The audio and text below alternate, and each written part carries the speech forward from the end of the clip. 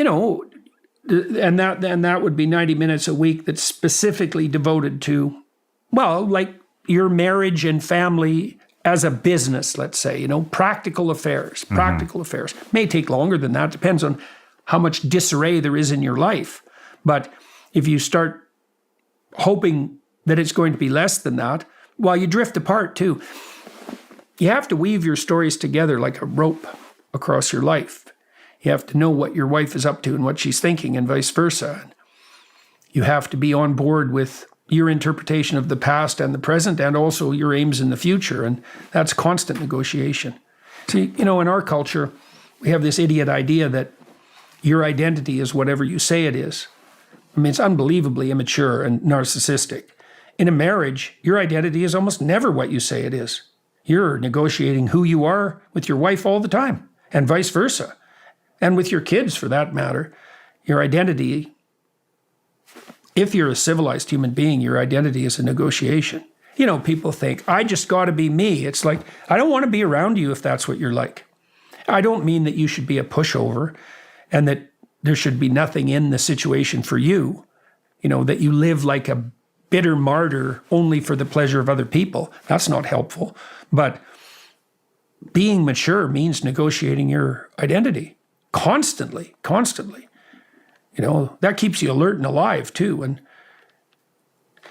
I spoke with a very wise man here, Tor Nortranders, just a week ago, and he said something interesting. You know, he said that he could see all women in his wife. And I thought, how the hell do you figure that out? That's a rare thing to understand. He's a very wise person, a Danish author. And if you communicate and then you have all that in your relationship. You can let all that make itself manifest. And if you do that, don't box up your wife. What is it? Peter, pumpkin eater. Put his wife in a pumpkin shell, and there he kept her very well. What does that mean? Well, that's what people do to each other. They put each other in a box, and they don't let their partner or themselves out of that box, and then they get bored. Well, if you communicate with your partner and you facilitate their development, then they continually reveal new parts of themselves, and then your relationship stays dynamic and alive. And that's a good deal. Do you think people realize they put their partners in a box? You can get to a very bad place one idiot step at a time. So do you realize it? You realize what you're doing at each micro step. You may be completely ignorant of the total consequence of that.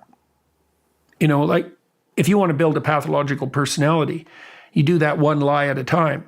And you might say, well, is someone with a pathological personality conscious of their pathology? And the answer is no, it's habitual by that point.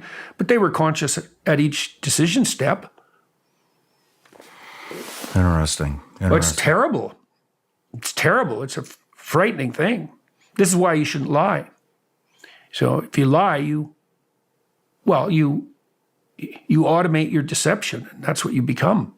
And then it's built into you then. It's not just some attitude you have. You rewire yourself in accordance with the lie. It's a very bad idea. If you knew what that meant, you wouldn't do it.